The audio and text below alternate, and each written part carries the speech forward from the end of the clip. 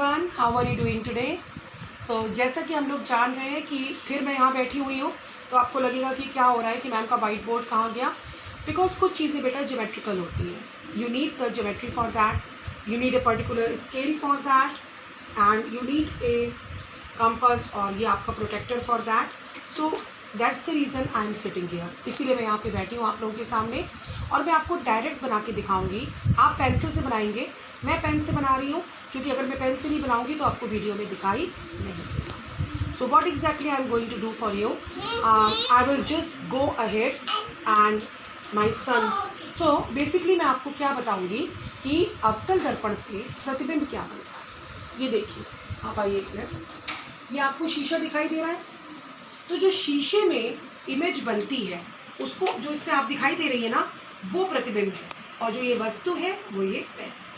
तो मैं आपको दिखाऊंगी कि अगर इसकी जगह अवतल दर्पण हो और उसके सामने मैं कोई वस्तु खड़ी करूं तो उसका प्रतिबिंब कैसे बनेगा। Is it clear for everyone? So just come here and I will show it this to you. अब तक तो आप लोग काफ़ी चीता हो चुके होंगे। जैसे ही आपको अवतल दर्पण सुनाई देता है, सबसे पहले आप क्या खींचेंगे? मुख्य अक्ष। और the best thing what I will say you, एक चूड़ी लीजिए। अगर अवतल दर्पण बनाना हो तो यूँ, और उत्तल बनाना हो तो यूँ। चूँकि हमको अवतल दर्पण खींचना है, हमने चूड़ी को दबाया और हमने एक अवतल दर्पण, साफ बनता है, क्लियर बनता है। ये पॉलिश हो गई। एम एन पोल या ध्रुव, ये आपका प्रिंसिपल एक्सिस है। एक चीज़ समझ लीजिए, इसीलिए मैं आपको यहाँ पे समझा रही हूँ, आपको नापना है। अगर और बना लेते हैं, इस वक्त मान लीजिए हमने इसको 3.5 सेंटीमीटर पर एफ लिया, तो ये हम कहाँ लेंगे? 7 सेंटीमीटर पर। अगर सी ये है तो एफ ये होगा। इस दूरी को कहते हैं फोकस दूरी, 3.5 सेंटीमीटर।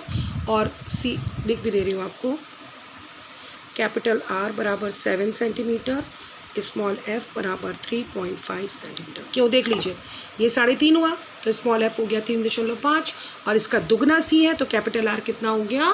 7 सेंटीमीटर। इतना काम आप पेपर मिलते ही कर लेंगे। और केस 3 है, जब वस्तु अभी तक कहाँ थी? सी और अनंत के बीच में, तो अब हम सी पर रखते हैं, वस्तु को सी पर रखते। ध्यान से देखिए, आप स्केल्स कर यूज़ करेंगे। 2 सेंटीमीटर मान लीजिए आपने एक आदमी यहाँ पर सी पर खड़ा किया, एकदम सीधा स्केल से नाप के करिएगा।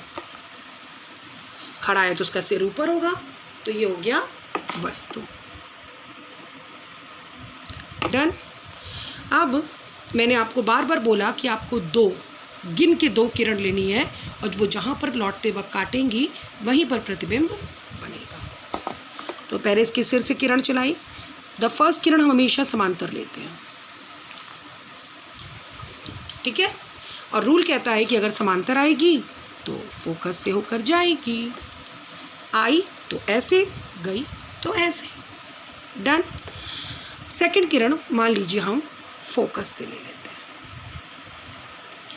फोकस से आ रही है, टकराएगी, पार नहीं निकलेगी।